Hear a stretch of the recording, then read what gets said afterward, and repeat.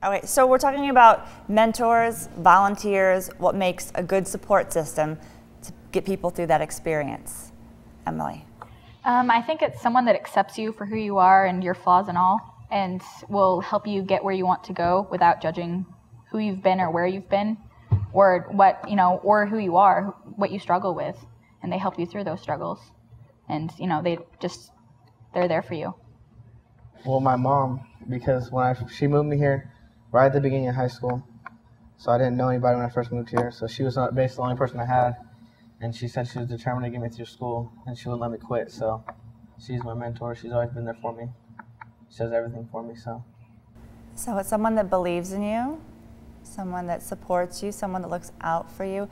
What about people who want to volunteer? What about people who really care about kids and want to see less kids drop out and want to see people succeed? What can they do?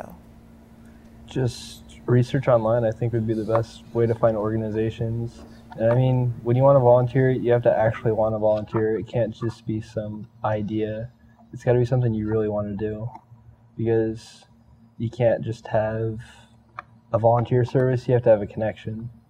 And when you're connected to people, you can't just say, hey, I'm kind of tired of this, I think I'm going to stop. It's not something that goes away. It goes with you for your whole life. So we've all had ups and downs in our formative years. Did you all have kind of challenging times, challenging moments where you kind of on the borderline, do I stay down this road, do I give up? Who can tell me about a really, really challenging moment for them? I can. Well, moving up from Sacramento, it was really hard. I didn't know it was slow up here, and it's like in Sacramento it's fast paced. Up here it's really slow. I didn't know anybody, and so when I first moved up here, I was like, my mom moved me up here because she didn't want me to be in a gang anymore, so she moved me up here. So it was hard because I was on the borderline whether I just quit high school now and accept my fate that I'm going to go to prison or try to continue in high school. And it was a borderline for a while until I went to MOHS, and then I decided that I actually want to graduate. So then I just stopped doing everything, stopped hanging out with all the people I was hanging out with, and went to school. That's pretty powerful. What all of a sudden made you do a 180 that you wanted to stay in school? Well, I had a lot of friends and family members die, so and then I joined Job Council, and they were really like my second family, and they helped me to want to graduate. What about down here? People was there a challenging time where you kind of felt like giving up? Well, personally, even though I graduated a long time ago, when I was in high school, I had the same experience that Marco did. I came here when I was 16 from Mexico, and the language barrier was hard. And at some point, I wanted to drop out because I was really frustrated. I didn't feel intelligent. I felt like I didn't really want to be in a place where I didn't understood. So. And the other factor was that we were having economic problems at home. So it's really hard to see your family struggle, and you want to do something about it. And sometimes, and at that time, I wanted to drop out so that way I can get a full-time job. Luckily, my parents are pro-education. They were like, no, you have to go to school, you have to graduate. And working with high school students, and especially in the Latino population, maybe is overall, but with the kids that I work with, a lot of them, the biggest challenge that they have is they want to drop out because they want to go and work and help their parents and help their families, and just to have things that maybe to have a car, maybe just to have food on the table. So I think that's one of the biggest challenges that I see in the Latino community, kids wanting to drop out because they don't value education as much, and not because it's not value, it's just because most of the kids that we have, or the kids that I work with, they came from backgrounds where hard work is highly valued, and it's nothing wrong with that. It's just that, and here you have, if you don't have a high school diploma, it's really hard to get a good job. So you can get a good job when you're 16, working at any place for a low wage, but after that you're gonna have a family, and that pay is not gonna be good enough to support like a whole family. So I think that's one of the biggest challenges that I see working with kids, and one of the challenges that I had when I was a high school student. No, I see other people nodding their head. I think it's a cross-cultural thing. The immediacy of a paycheck, the immediacy of let's get on with this. Was that tempting? Yeah, definitely. I mean, there's definitely problems at my house, and it made me not even. I mean, I guess what actually got me back in school was getting a job and finding the job council and the programs that were affiliated with the school that I now go to and that I'm going to graduate from. But yeah, it's hard when you have problems at home and you want to be there for your family, especially when you're close with your family like I am. But at the same time, you know that you need to go out and do something for yourself, like go to school. And it's hard because you rather be with your family or you rather help out in any way you can. And you get what you give. If we don't care, if we don't invest of ourselves, of the time and the resources that we have, which is our most precious gift, to the young adults in our community, to help them find their path, they won't be there for us when we need that help back. And those kids are going to be the adults that are going to be our next leaders in our community, our society. Got to do it. I'm Jim Fong with the Rogue Valley Workforce Development Council and the Job Council, and I'm a proud partner of the Are You Ready campaign. And so we heard a couple of challenges from Damon, and we heard also other people who had just really pivotal moments, the kind of the darkest hour in terms of their school career. Any challenging times? I was actually going to drop out my senior year. I was suffering from chronic depression and really was just sitting at home doing nothing. And I moved up here and I decided I'd give it one final shot. And I was actually going back into a slump through the first quarter of the year, and then I joined the Job Council.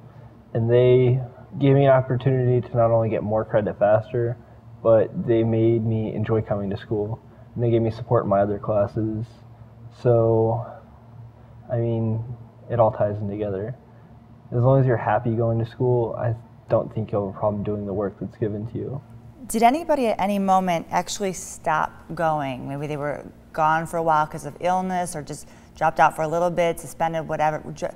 Did you feel socially disconnected? Yeah, I dropped out my freshman year at 3.5 months in. I didn't start going again until this past year as a sophomore. And so I was out of school for a long time. And I found that it was easier to get back into the rhythm of school when I enjoyed what I was learning and I enjoyed how I was being taught. And you know, that's a big part of it, and you enjoy the people that you're around, and so you feel motivated to go, and you feel motivated to better yourself. But yeah, there was a time where I really was disconnected. I was, you know, at home all the time. I wasn't going to school. I wasn't old enough to get a job. There was a lot going on there that really helped when I did go out and, you know, see the opportunities that I had.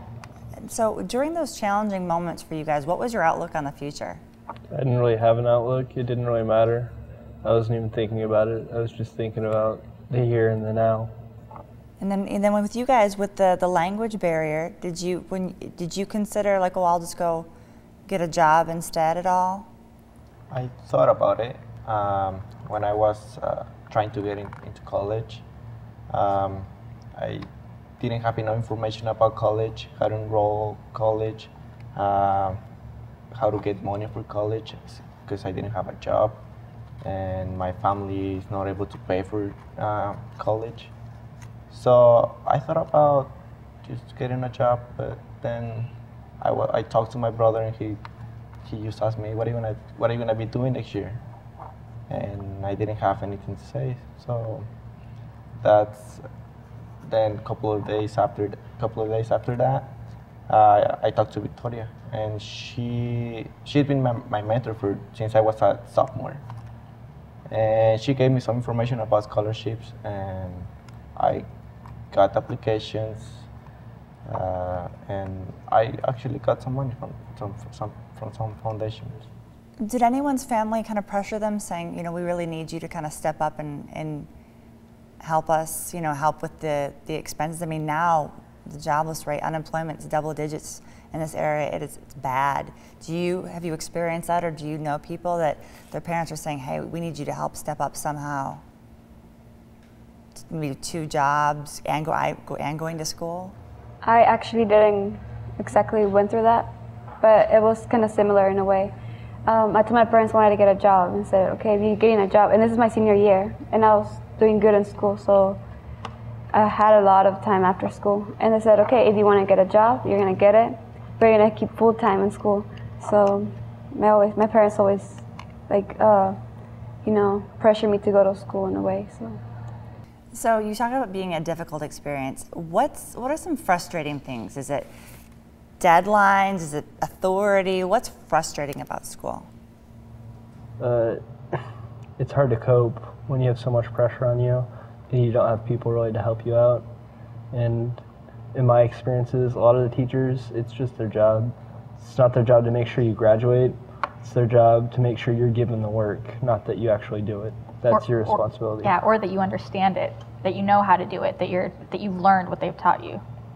It's a lot of them are just kind of concerned with going there, teaching you, you know, being kind of frustrated at teenagers, you know, but a lot of adults don't. They judge teenagers a lot just for being teenagers.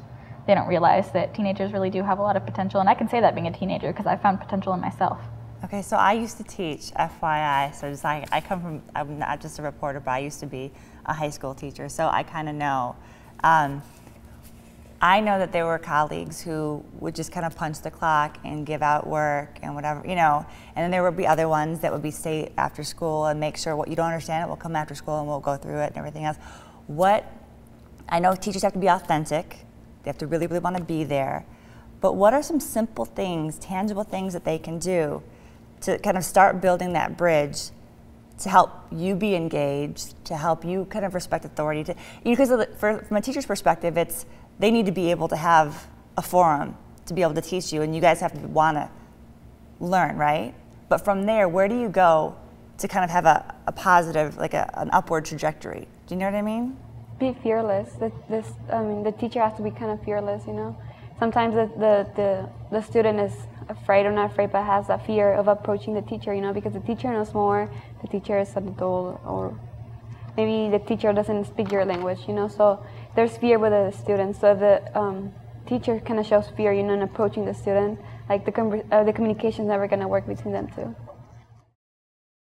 Many people that drop out wish they never had dropped out when they get older, and if we can catch them before they actually make the decision to drop out of school and give them hope, give them something to look forward to, we want to help them not regret it later in life. We want to help them be successful now. So I have had a family member that actually dropped out of school, and that was the biggest mistake they ever made. That's what they said to me. I'm Mary Lou Stahlcup, president of Wendy's of Southern Oregon.